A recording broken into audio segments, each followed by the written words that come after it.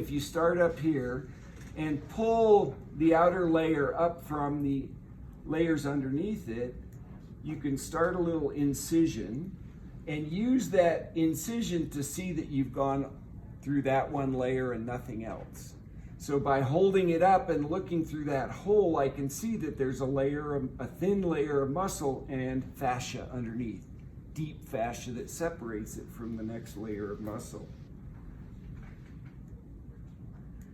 So then once you've done that, then you can work your way caudally and cranially from that starting point and go approximately perpendicular to the muscle fibers.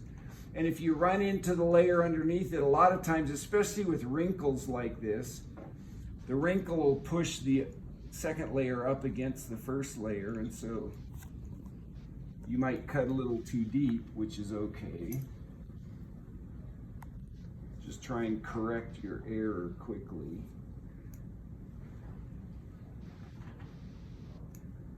And then continue that cut. And then usually what I like to do is start peeling it up and look to see if you can separate that from the layer underneath it by carefully scraping at that areolar connective tissue that forms the deep fascia between them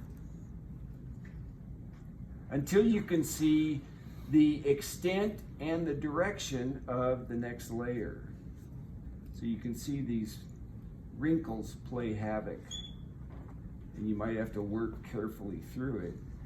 But I can see that underneath this is another layer of muscle, which is probably even thinner. And that's going to be the internal oblique. And if I look carefully at it, and it's kind of tough with all the wrinkles, but you should be able to see that the fibers are oriented in a different direction than the external. And up here, some of the fibers are adhering to the external oblique, so I'll avoid that. And then do the same thing going laterally. So you pick up your first layer and just kind of carefully scrape away until you can see the muscle fibers of the internal oblique and where their aponeurosis is.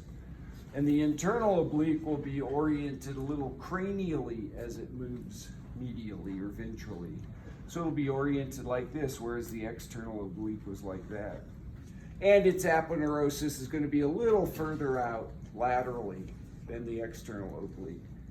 And then you'll need to go through that muscle. Once you identify where the belly of that muscle is, you'll need to go through that muscle at a slightly different angle and peel that back carefully to see if you can see the transverse abdominis, which is a really thin layer that sits right on the parietal peritoneum, or the lining of the abdominal cavity.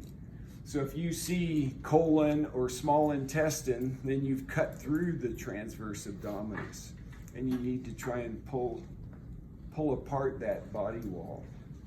And then the fourth and final muscle of these hypaxial muscles is the rectus abdominis, which you can't really see in this guy because the fascia, the aponeurosis of the others, is thick and rather opaque.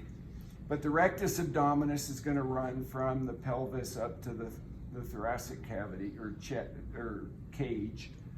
And that's going to run longitudinally on either side of the midline. And that's the six-pack muscle in humans. And it's going to run deep to these aponeuroses. So if you've got a skinny cat with really transparent fascia, you'll be able to see the two strips of muscle running longitudinally. If not, you can continue this cut a little further cranially onto the rib cage and peel that back to see at least the cranial end of the rectus abdominis. Then the other thing that you need to do is look at a couple of muscles on the back, epaxial musculature, and that's a good time to point out those two terms. Hypaxial means below the axis or the vertebral column, epaxial means upon or above the axis. And so these are all epaxial muscles, and I mean hypaxial muscles, and then the muscles that run longitudinally on the back are epaxial muscles. And you'll see those terms come up again. But if you flip your animal over, theirs has a lot of coloring in here, like there was a hematoma or something. But what you'll notice is a big patch of very thick, dense connective tissue.